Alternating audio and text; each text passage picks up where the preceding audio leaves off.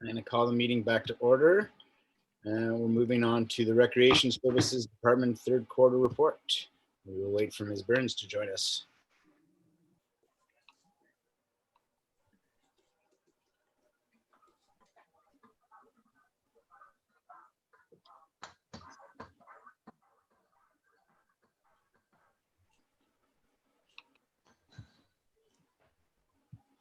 Good morning, Ms. Burns. Thank you for joining us from the up and down world of recreation. Good morning, Mayor and Council. Thank you for the opportunity to speak today. It's definitely an up and down world in the world of recreation. But today's purpose is to update you on our third quarter activities in the Recreation Department. As you may recall, in the information report from October 20th, it was a fairly high-level summary of what we had done for July and August already. So this report just adds September into that mix. I think we're still super pleased with the response from the community with how they've come back into the facility. You can see that from a statistics perspective for July to September, we didn't do too bad on registration for programs and number of classes offered versus number of programs canceled and run in comparison to 2019. We ran at about 70% of what they ran at in third quarter last year. Which, considering the circumstances, I think is pretty phenomenal. And we came close to breaking even on 100% of that programming perspective, which is great. We spent the month of September transitioning from our initial phase 3 response in July and August into our next stage, which saw the addition of fitness blocks into the facility.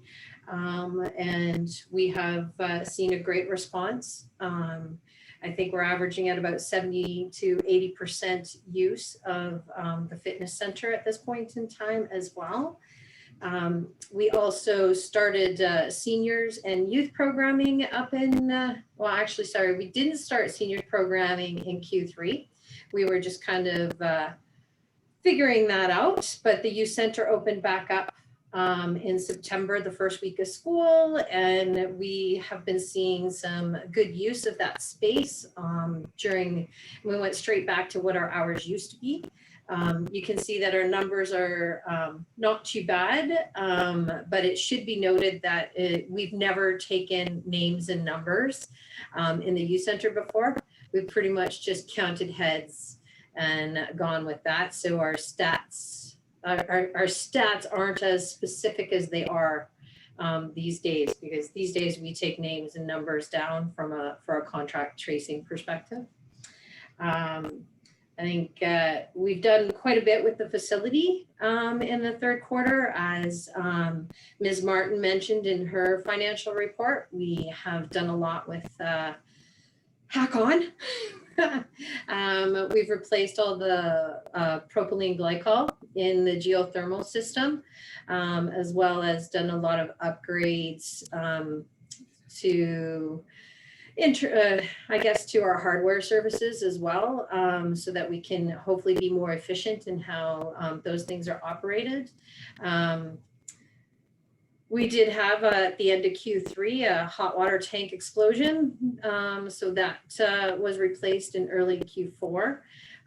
We've done a lot of preventative maintenance in the facility. We've had to spend a fair bit on COVID expenses in order to reopen the facility and achieve what we think was success in making sure that we continue to keep the community safe when they use our spaces.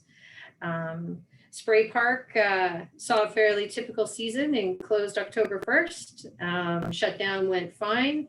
There were a few incurred expenses with that, but that's par for the course with a 12-year-old water system. But nothing too exciting to report on. Landscaping, we've continued our contract with, oh my gosh, I forget, Riley, through to 2021. We secured our snow removal contracts for sidewalks as well as parking lot clearing at the tail end of Q3. We winterized the sprinkler systems outside on the grounds, and worked with Tom on making sure that we closed up fields appropriately. We've had lots of return to the facility from a facility use perspective, but once again, as Ms. Martin said, we did have a loss of all user groups in the facility until September rolled around. We welcomed SD93 back into the facility the beginning of September when school began, and then we welcomed the whole demographic of the SD93 community into the facility the week of September 29th, which means they're doing all of their phys ed classes in our Great Hall B and C. So we've got some kids back in the facility on an ongoing basis, which is lovely. We've also been able to welcome back major users like gymnastics, karate. We welcomed back jujitsu and our dance programs. We've been able to offer our ongoing programming for the fall to date. And then we just kind of continued on with going from there. I think the big Ms. Martin spoke to our financial position and that we're doing the best we possibly can at this point in time to offer programming. Well, we don't run a program unless it's going to break even. But from an operational perspective, we've got all full-time staff that all full-time staff are covering all ends of operations at this time. Meaning, for instance, I think on a pay period, I'm covering approximately 18 hours of my 2-week pay period are just doing operations so that we can minimize expenses from a staffing perspective. And everyone has done a wonderful job stepping up to the plate to do that. It's a big asking some of us to get up at 4:30 in the morning and be here for 5:30. But everyone is quite happy to be doing that. So that will hopefully keep us on track. I think we've been going with the flow and pivoting and transitioning when required. And I think that the report kind of speaks to itself. So if there are any questions, I'm happy to receive. Thank you, Ms. Burns. I was pleasantly surprised by the 70% number for third quarter. I really didn't expect that. Yeah. Yeah. Councillor Zant. Yes, thank you, Mayor Richmond. I just wanted to say again to Ms. Burns and your staff, it's been great to have that center open again. I know a lot of groups have been using it and they're really happy to be just out of their houses and be able to go to a nice, safe place. One question in regards to your report, you mentioned that the water system for the water park is 12 years old. Approximately. Sorry, approximately, yes. Yeah, is that a hint, or are we going to have to look at replacing that or upgrading it or renovating it at some point? I'm just curious. I guess what I'm wondering, is that something we should be looking at in this coming year's budget? No, I'm going to hold off on anything to do with the spray park until 2022. I think I need to do some more assessment on that, but anything that we did to it this year, we feel confident she'll hold through another season of use. Thank you. Any other questions for Ms. Burns? Well, I'd also like to reiterate a thanks to you and your staff for stepping up and covering those hours and making it all work. So thanks again. Can I get a motion to receive, please? Councillor Zant, seconded by Councillor Noble. All in favor? Opposed? Motion carries. Thank you, Ms. Burns. Thank you, Ms. Burns. Thank you. Okay. Fire rescue. Just waiting for Chief Grossman. It must be hard on staff over there with the constant changes that are going on now too with the new orders. So just keep passing on, Ms. Gilmore, to that staff that we know it's tough. It's all over the map for them. So we appreciate what they're doing. We will. Thank you. Mr. Mayor, Chief Robert Grossman is not in attendance at the moment. It shows he's there. Let's see.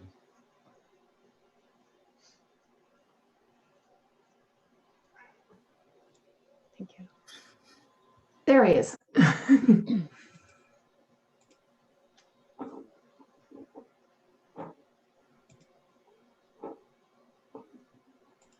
Sorry, I think I made Ms. Martin an attendee, meaning to pop. We're good. There we go.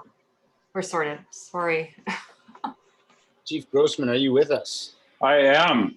I don't know where my camera is.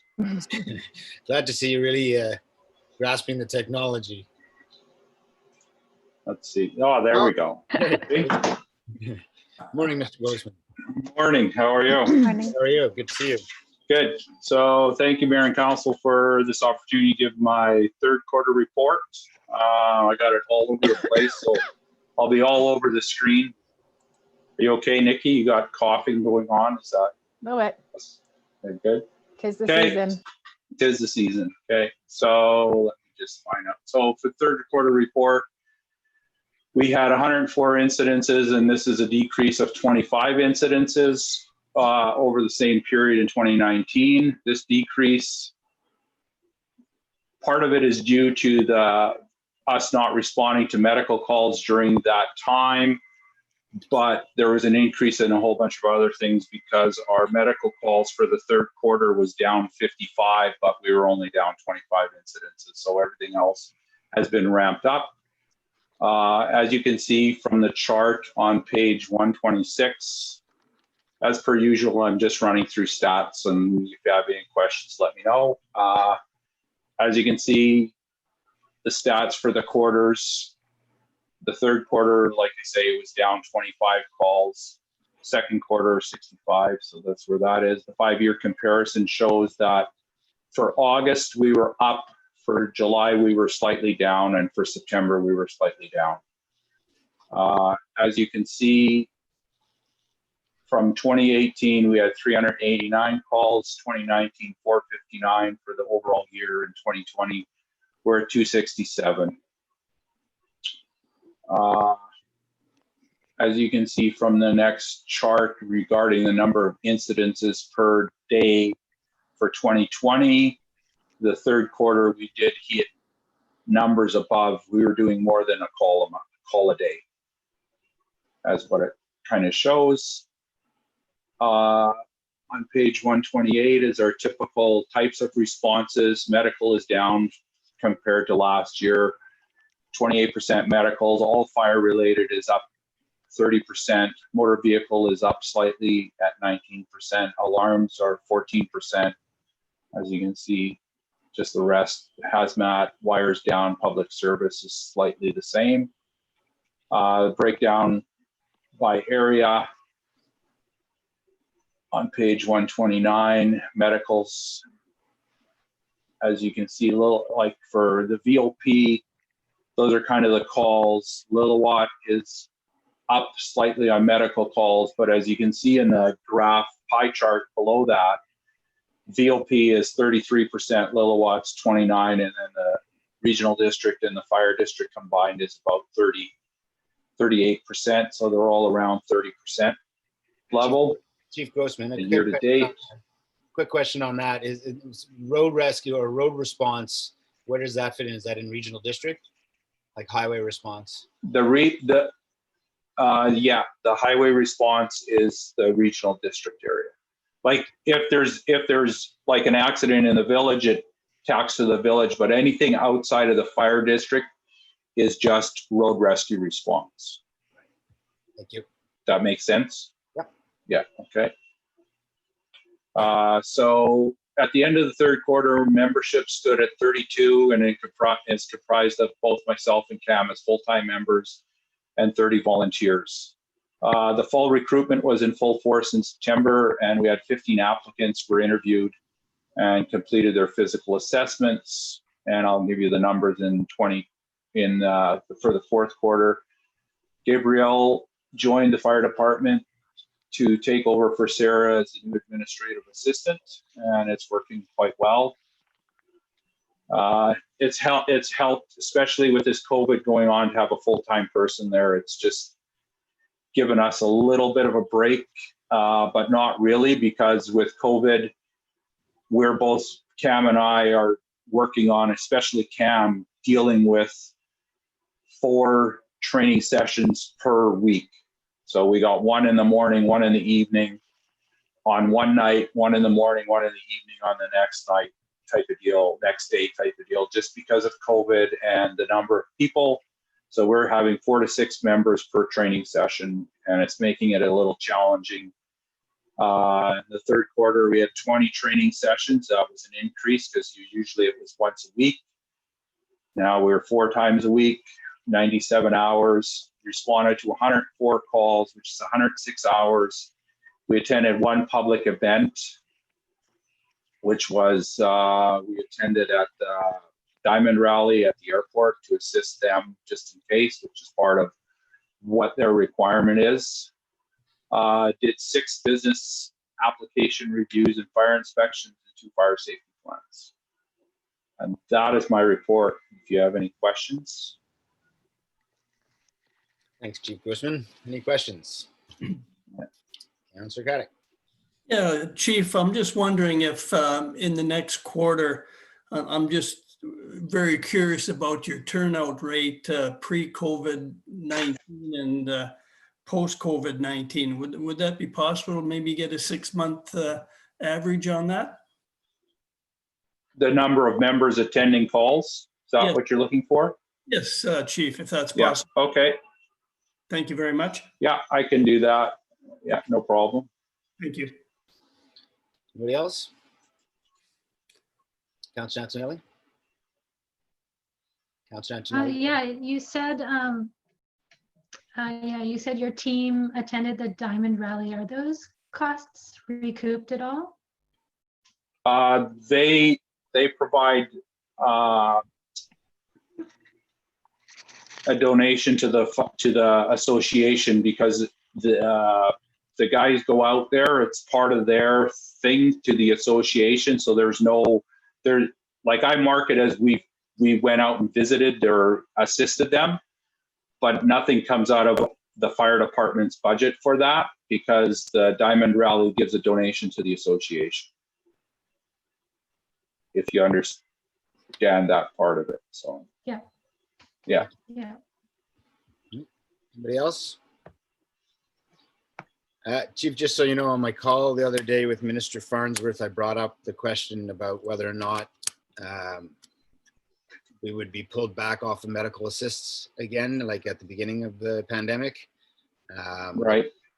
Didn't get a very clear answer. There's no discussion on it at this point, but it will. I think it'll be considered if needed. Right. I'm happy to bring I it up. know, yeah. Right, and I know that part of that reason that they stopped us from doing medical calls was because of the limited amount of PPE, like the gloves, the masks, and the face shields. Right now, the Fire Chiefs Association is in constant contact with all the fire departments, double checking to make sure that we have the right amount, and they supply if we're short or stuff like that. And that was kind of when I talked to BC Ambulance as well, the Pemberton branch, that was kind of the same thing where everybody was short PPE, so they were really watching.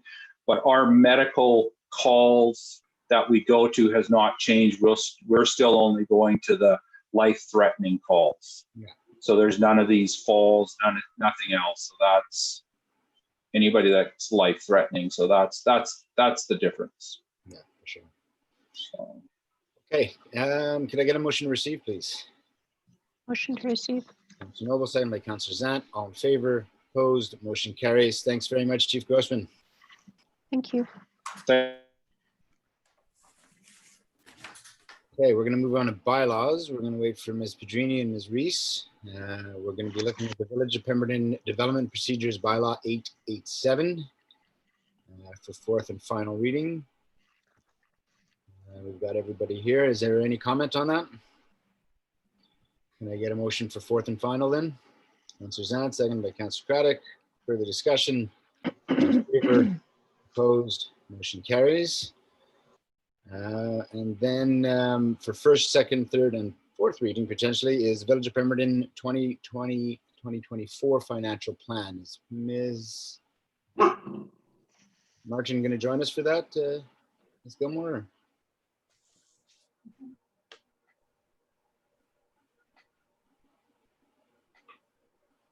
Hi again. Hello again. So we're just moving on to the 5-year financial plan. Would you like to take us Sure. through? No problem. So, sorry, good afternoon. Are we in the afternoon? No, still in the morning. Good morning to the mayor and council again. The purpose of this report is to introduce a 5-year financial plan amendment to our original bylaw that we passed in May. So at the regular council meeting held in May, we passed the 2020 to 2024 5-year financial plan bylaw. And at a recent meeting, at our November 3rd meeting, Tom Chima, the manager of operations, presented council with a report requesting a reallocation of project funds from the well 4 to the standby generator for the well house, which was passed at that meeting. We also discussed the COVID-19 Safe Restart grant that came as a great surprise to us just a little while ago. In fact, I saw the money go in our bank today, so I'm very happy to see it there. And we wanted to also add that to our financial plan bylaw. So in regards to the financial plan, we're looking at materiality. Anything where we have a major change, which would be something over around $50,000 change in our budget, we like to do a financial plan amendment so that we can be transparent in our financials. So following the community charter section 165, while we do have to have the financial plan adopted before the tax bylaw, but for certainty, we may amend that financial plan at any time during the year to maintain our financial transparency. So the change in this bylaw is just to reallocate those capital project funds that were mentioned at the previous council meeting, and to note the revenues that we will be receiving under the COVID-19 Restart Grant. So if we want to look at the bylaw, there's just 2 changes there. Well, there's actually a few more changes. We'll just make some quick notes there. If we move to Schedule A, you can see that there's an increase to the provincial funds there, and that's the Restart Grant. And then there's a transfer to statutory reserves, statutory because the grant has requirements to use this grant, and it's not free to use on any project. And then if we go through our financial plan bylaw, you can see that the increase in the grant has affected our percentages of revenue allocation. So obviously, if we have an increase in provincial revenue, then we see a decrease in the percentage of taxation revenue, just by way of volume and ratio. So we've made those adjustments to the financial plan bylaw as well. And then moving down to the bottom of the financial plan bylaw, we had a list of our capital expenditures for 2020 to 2024, and we have reallocated $192,000 as per the resolution from council for the standby generator, and we have removed that from the well 4 construction. And those are the changes to the financial plan. Thank you, Ms. Merton. Any questions? Move the changes.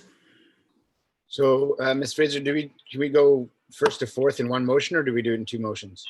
You can do it all in one motion. Give first, second, third, and fourth reading all in one motion, which is what we've done. We actually have a resolution in the report. You'll notice that the report has a little bit of a preamble on the the recommendation that provides explanation.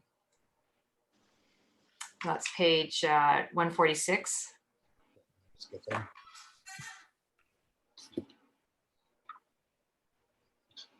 Because we do have Ministerial Order 192, we're able to give all 4 readings at one meeting, so. Is everybody on 146? So the recommendation for the motion is whereas Ministerial Order N192 is issued on June 17th enables municipalities during the provincial state of emergency to adopt certain financial bylaws on the same day it receives 3rd reading. Whereas the Village of Pemberton is presenting a bylaw for council's consideration, therefore be it resolved that the Village of Pemberton 5-year financial plan 2020-2024 be given 1st, 2nd, 3rd, and 4th and final reading. It's moved by Councillor Zant, seconded by Councillor Noble. Further discussion? All in favor? Opposed? Motion carries. Thanks again, Ms. Martin. All right, thank you very much. Mayor's report. I've got a number of conversations and meetings that I'd like to catch you up on a bit. First of all, hope people enjoyed their Remembrance Day off. It was certainly a different one. I really missed, like many people, really missed the reception and missed the gathering. But I do want to thank the Legion, our Branch 201 there, for presenting the live streamed virtual service, which did allow us to participate, at least virtually. So I've had a few meetings with VCH representatives and other mayors, as well as meeting with Dr. Henry, Mr. Robinson, Mr. Farnsworth, Mr. Dix. So just to recap all those conversations, instead of going into every one of them, I mean, a lot of the notes from them I forward on to council. You know, a lot of the discussion the last week was about the new orders. Obviously, you know, there was discussion from a number of us towards both Dr. Henry and certainly Minister Robinson, asking that when orders like these come out, recognizing that they're done for, you know, with a lot of thought. Nonetheless, it would be great if municipalities could get a little bit of a heads up so that we can prepare and know how to do with our staff. That last order came out, I think it was on a Saturday, and our staff had to pivot and deal with closures and that sort of thing. So that was a source of conversation. There was a lot of conversation about the fatigue that we're seeing in people around maintaining the measures and maintaining the recommendations and what people like to call COVID fatigue. So there's a lot of discussion around that. You know, things that you guys, I'm sure, have all been following that came out with the new orders. We dug in deeper a little bit on it. You know, Dr. Henry sort of explained their methodology and how things were closed, and the measures were very much directing where they're seeing transmission happening right now. So that's, you know, in the indoor athletic, you know, spin classes and that sort of thing, as we know. And so they're asking for updated safety plans that include better ventilation for those sorts of activities. You know, they've allowed for some sports outdoors. It's been a little confusing. This was another big part of the conversation. We found it a little bit confusing in the sense that, you know, when you read the order, it strongly recommends that people stay within their own community. And then when you look at sports and some of that, it suggests that as long as you're not traveling from health region to health region. So when you come from a town like Pemberton, you know, kids go play soccer, our health region is quite broad. That means our kids are getting in cars and driving down to Vancouver. And that wasn't very clear in the way the orders were laid out. So we've asked for sort of some clarifying language on that so we know how to direct people. As a parent, I wasn't sure what to do this weekend with my teenager, and I know I had a lot of people asking me that question. So we've asked for some clarification on that, but as it stands, outdoor sports like soccer is still being encouraged. You know, the stay in your own community part of the order is definitely going to impact business. It's going to impact Whistler's business at this point. And so that in fact impacts a lot of our residents who work in Whistler. So it'll be interesting to see how that plays out. We asked the question about, you know, realistically, is this 2 weeks? Can we expect further orders? What does it look like? And I think we all knew that we wouldn't get firm answer because, as Dr. Henry said, she doesn't want to predict the future, but it feels like these measures will be in for a few weeks at the very least. So we'll see what happens. I'm going to jump all over the map here. Had a couple meetings with MP Wheeler and our local mayors. Just one of the interesting things that came out of one of those conversations is the Universal Broadband Fund that's been announced through the federal government. And I think it's like, don't quote me on the number, I feel like it was like 1.7 billion for rural broadband. So there was a lot of discussion for our regional district and some of the more remote parts of our regional district. I don't know if, it'll be interesting to see if the Pool Creek and beyond areas can get connected, but the regional districts, or the areas like Area A and Area B, especially would love to see some funding come to them because they have really bad broadband there. Talked about the rapid housing start. That's more of a supportive housing initiative, so I don't think it really hits what we're looking at this point. Just talking to the mayor of Whistler, there were, as we know, a number of exposures that came out, we feel, out of the Halloween weekend. Some businesses have been closed. Some have closed voluntarily. Some are still open. There's a lot of EHO, environmental health officer inspections going on right now. What else do I have for you from them? One comment I'd share with staff, Ms. Gilmore, in my last conversation with Patrick Wheeler, we talked about the grants, the infrastructure grants, and he encouraged us to send him any grants that we've applied for through that stream. And if he could lend any support, he would be happy to lobby for us. So if we could just, if you want to send them to me, I could send it, or we could talk offline, but I want to make sure he gets that information. And a note out of Squamish is several, but the interesting thing is there's an overdose prevention site, safe inspection drug site that's being set up. I forget the timeline. I feel it's in the next month or so that it'll be open. So that's going to Squamish, which is going to be helpful. What else do I tell you about? I sent you guys an email, and I didn't want to put it on the agenda just because it was addressed to many people, but I wanted to bring up the conversation around Nairn Falls and opening the gate. In the past years, we've asked that gate get open earlier or even remain open all winter. This resident sent a picture, and I've seen it. There's cars parking again along the side of the highway so they can go cross-country skiing.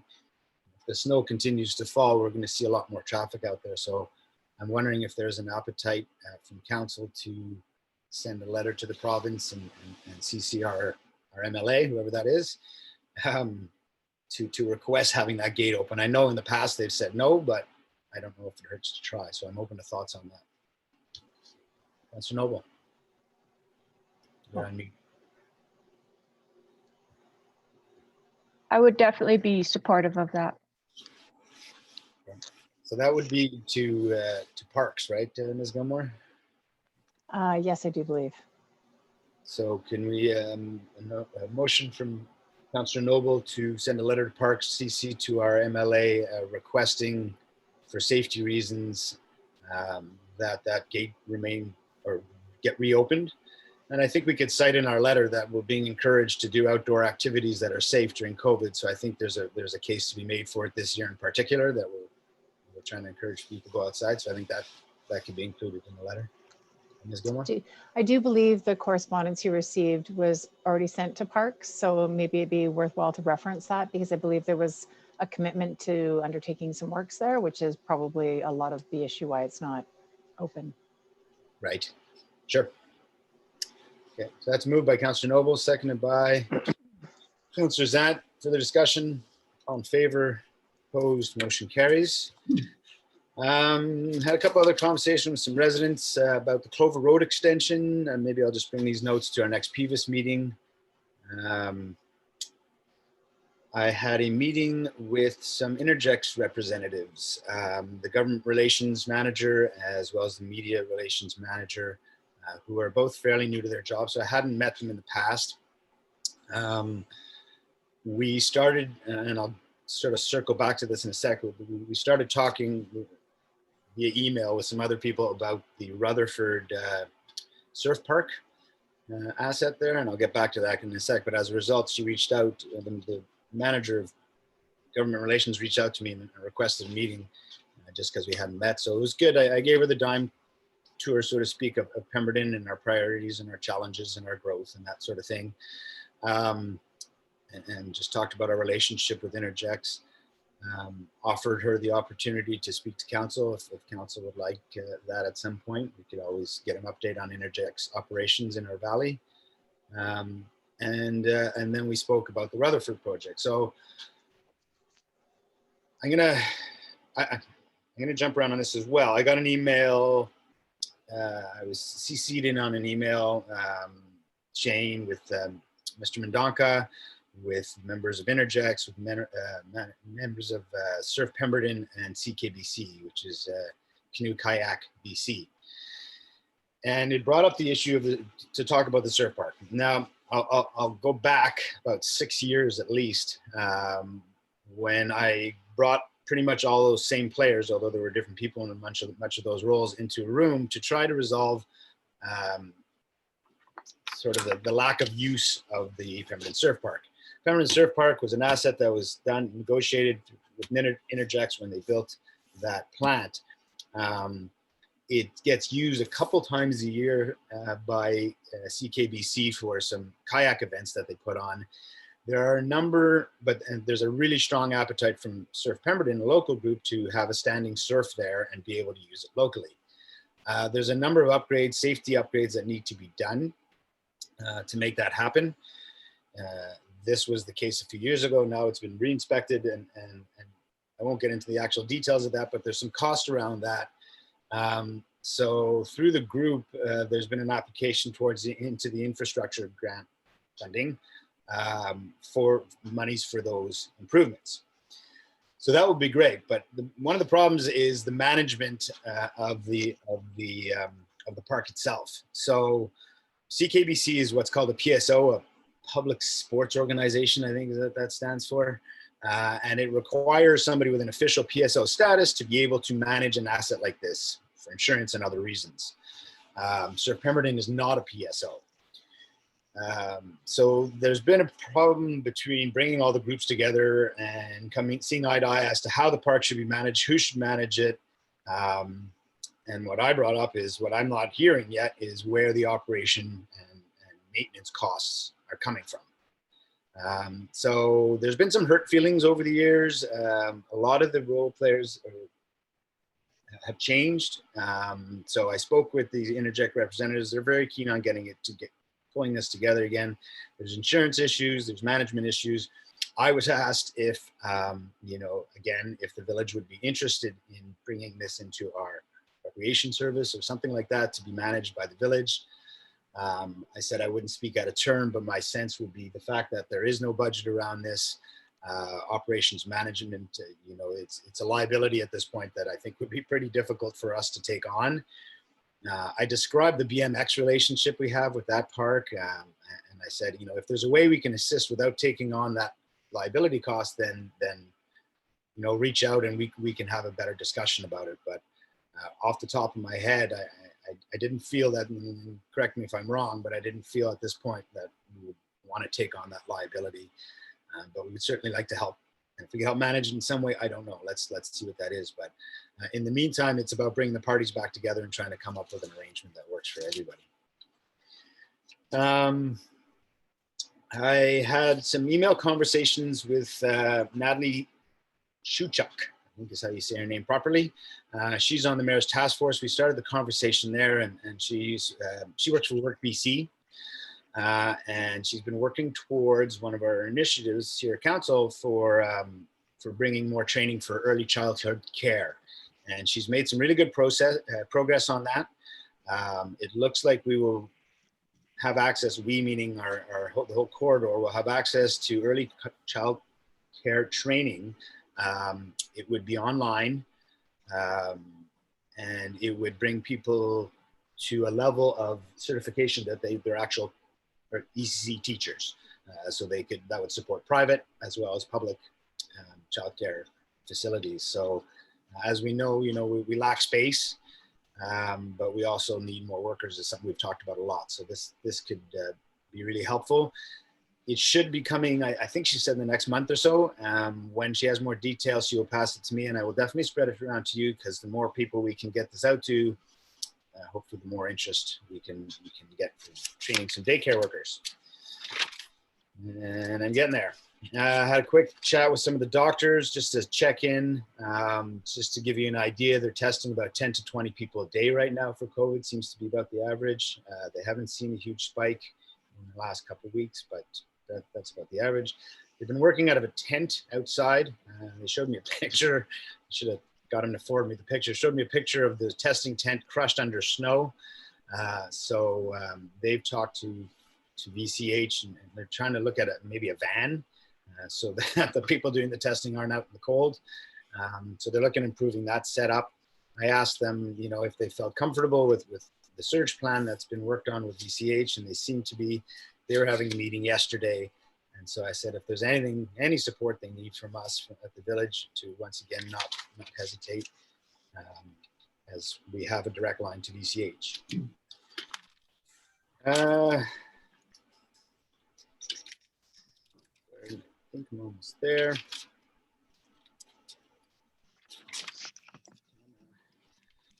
A couple things coming up. The IAP2 training for elected officials, that's on Friday. I'm not sure how many of you are doing it, but I'm looking forward to that. I have a meeting with Meredith from the Chamber on Thursday. It's just mostly a check-in that I requested, just to check in with the business community, and if there's any information we need on that. So I've got to check in with her. The Civex convention is coming up next, I think it's next Wednesday, Thursday. If anybody would like to check that out, it is worthwhile. There's often some really good sessions in there. And they're doing a panel on the pandemic, on resilience and recovery. And they asked me to sit on that. So I'll be on that panel. I'll have to step out of SLRD meetings, because I'm in SLRD meetings Wednesday, Thursday, but it's an hour-long panel, and I'll be part of that discussion. There's a VCH leadership meeting, I guess, a Zoom meeting coming up. I know that was sent around. I know Councillor Craddock, you had a hard time getting in. Did you manage to register for that meeting? Yeah, there was a mix-up on what I was trying to get into, but for some reason I did get registered, so I'm not sure if I'll be able to make that or not. Okay, well, and if the rest of the council didn't get it or lost it, I could send it around again. It's open to all of us. I think it's pretty informative. And well, not similarly, but Ms. Gilmore touched on this earlier. Veronica Woodruff has been working on a number of things, but with regards to natural hazards, she's been working with Ms. Tays from our office. And there's a couple of things coming up. On November 19th at 7 o'clock, there's a talk at the library, also on Zoom. It's the latest research around landslides, forest fires affecting the Pemberton area. She's been working with SFU amongst others. You could register at the library, or we could provide the link to the Zoom if you like. And on December 2nd, there's an actual workshop, and I'll be taking part in that. And that's with researchers and emergency management managers. It's a facilitated dialogue, basically to talk about increased preparedness, understanding of the current situation. And it's a workshop geared towards local government. So I'm looking forward to that. And as we noticed, it's winter out there. It's slushy and snowy, and I want to thank Public Works for jumping right on it this week. It was a messy one. I'm sure they're all out there today. And just a reminder to everybody that as a result, we should slow down, and that winter parking regulations are in. And the last thing I want to touch on is masks. I've received a number of emails and had a number of conversations, and it's been a big topic of conversation at a lot of the meetings that I've listed. and just so the public understands, because the public has come to us, we at the village cannot mandate that people wear masks in the village. It's not within our authority. So I think that's something that's really important for people to understand. Having said that, we have required it now in all of our public buildings, so town hall, community center, etc. And we do strongly recommend the wearing of masks when you can't prevent distancing and when you're indoors in our businesses. So it is something, I just want to be clear on this for the public, it is something that the village very strongly recommends when you're in contact. It's, you know, not only provides protection, but it's a bit of a reminder that we got to keep up doing these things for hopefully only a little while longer, but for a while longer anyway. So we recommend the mask wearing. We're going to put that messaging out more. We did so on our e-news, and we'll continue to do it in other forms. And I know it stinks. I hate wearing it all day long. Nobody likes it, and we're getting all tired, as we mentioned earlier, of what we've had to do. But I just want to remind us all that we're going to get through this, hopefully this winter, sooner than later. There's a lot of vaccine talk, so we just got to keep our heads up. And I said it 100 times. I've been amazed by our community throughout this pandemic and how we've supported each other and the kindness we've shown. Let's please keep that up, everybody. Let's spread that from us here at the village, lead by example, and hopefully people can continue to show that kindness. That's it. Thanks very much. Council reports or any questions first of all? Okay, any council reports? Councilor Craddock. Thanks, Mayor Richmond. 2 items. Attended the Pemberton Valley Diking District Annual General Meeting.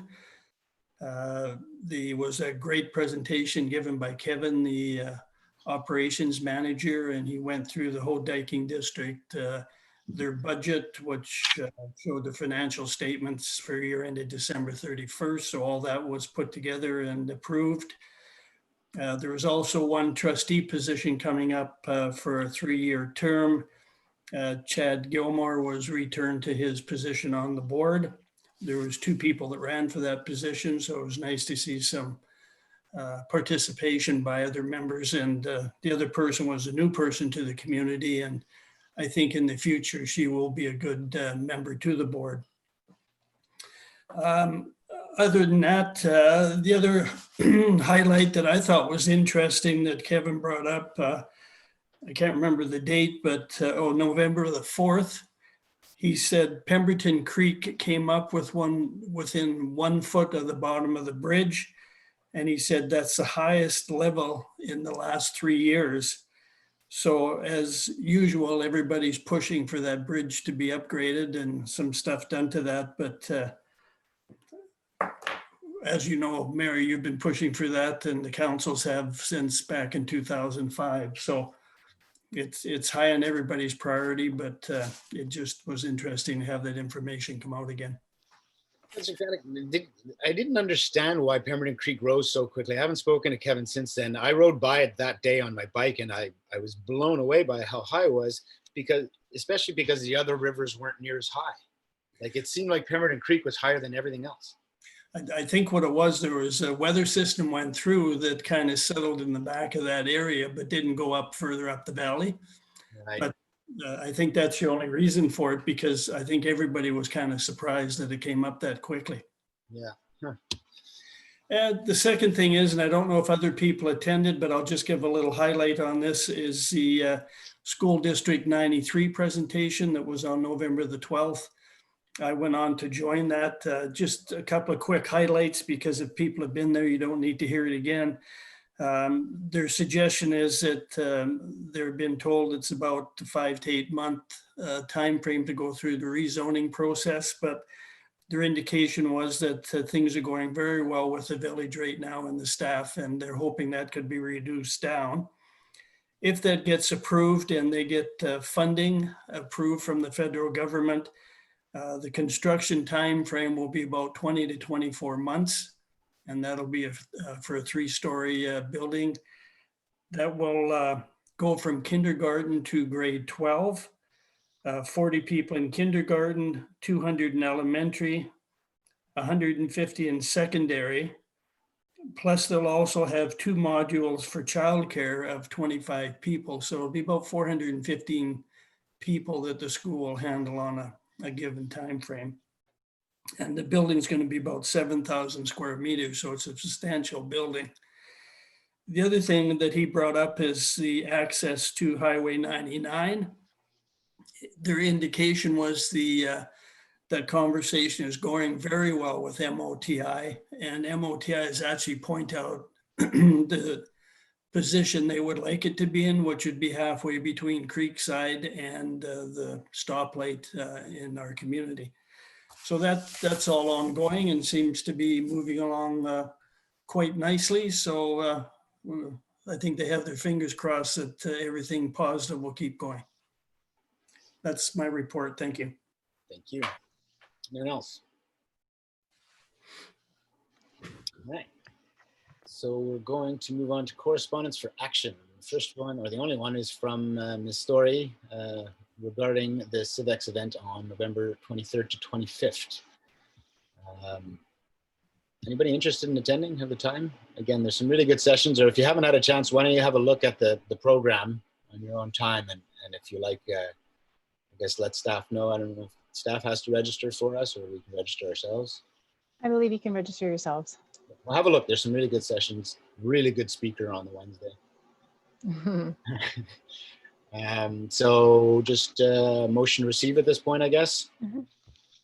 Moved by Councillor Noble, second by Councillor Zant. All in favor, opposed, motion carries. Would anybody like to pull anything out of the correspondence for information? We have 7 of them. Okay, seeing none, can I get a motion to receive? Councillor Zant, second by Councillor Noble. All in favor, opposed, motion carries. Decision on late business. Late business, notice of motion, question period. Do we have folks in attendance? Yes, Mr. Mayor, Dan Falloon has his hand raised. Sounds good. Hi there. Morning. Yeah, I just had a couple quick questions here. Starting off, I just wanted to confirm a detail with Ms. Tave's presentation. Just that even though it's 3 projects, it's all covered by a single application? Yeah, sorry.